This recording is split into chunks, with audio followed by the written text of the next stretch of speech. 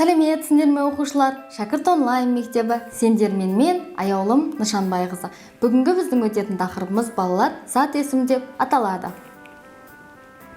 Сабағымыздың мақсаты зат есімді үйренеміз. Зат есім дегеніміз не екен балалар, қайталап айтайықшы қане? Өте дұрыс.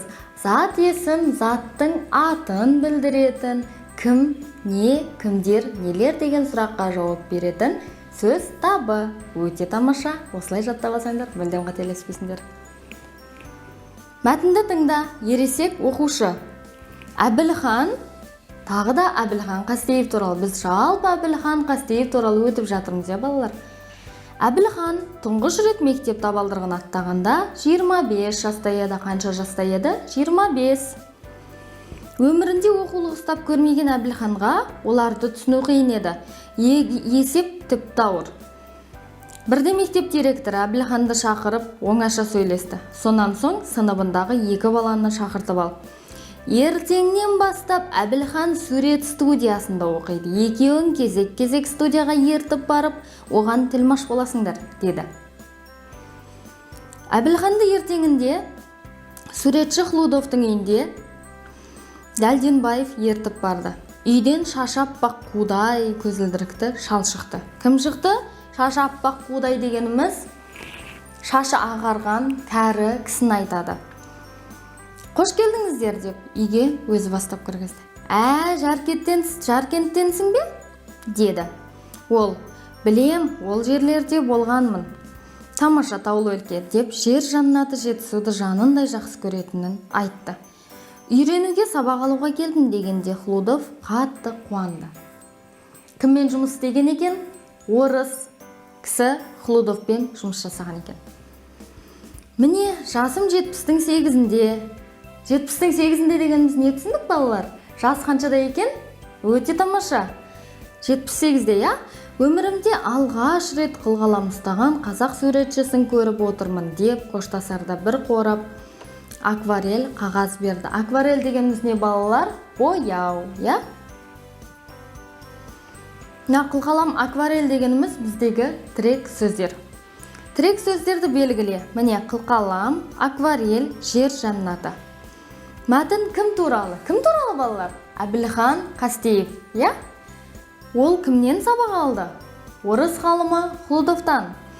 Әбілхан неліктен мектепке келді деп ойлайсың? Мәтін неліктен ересек оқушы деп аталды? Мәтіндегі жалқы есімдерді теріп жаз. Жалқы есімдер Хлудов, Әбілхан, мектеп директоры. Директоры дегеніміз басқа адамда директор болады, бізде жалпы есім болады, я? Әбілхан және Хлудов, шал, бізде жалқы есімдер. Ал енді мұна екі сұраққа, балалар, мәтінді оқып, қайтадан өздерің жауап беріңдер.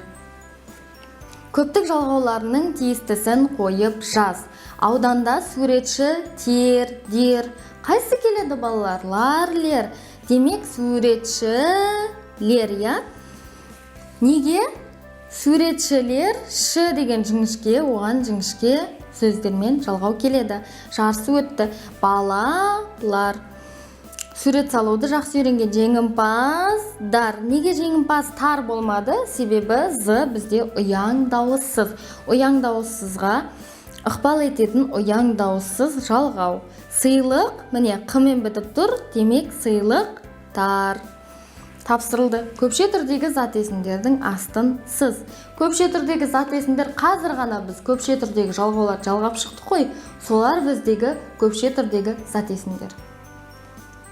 Шығармашылық үзіліс. Өлеңді оқып, мазмұнына сай сурет салып көр. Бірінші өлеңді оқимыз, сосын сурет саламыз, я? Суретші боламын. Суретші болам өскенде, саламын туған даламды, қызарып батқан кештерді, жұмыстан қайтқан анамды. Осы жердің өзінде біраз сурет салғы болады, я? Саламын туған даламды, даланы саламыз, әдемі, тауларды сап қойсаңдар болады. Қызарып батқан кештерді, демек, мына жағын қызыл қып қойып, яғни батыс жақты қызыл қып қойып, күннің батып бара жатқанын салсақ болады. Жұмыстан қайтқан анамды, әйел адамның суретін салып, сөмге асынып жұмыстан келе жатқанын салсаңдар болады. Бояуын құям аспанның, аспан салсақ болады көк түспен, басына биік асқардың. Асқардың дегеніміз асқар тау бізде жұмбақтап беріліп тұр. Суретін салам сағынсам, бірге оқыған достардың. Демек, балалардың, достардың суретін салуға болады, иә, балалар? Міне, қандай сурет салады дейміз? Қандай әдемі сурет шықты, иә? Енді осыны қағазға түсіреміз.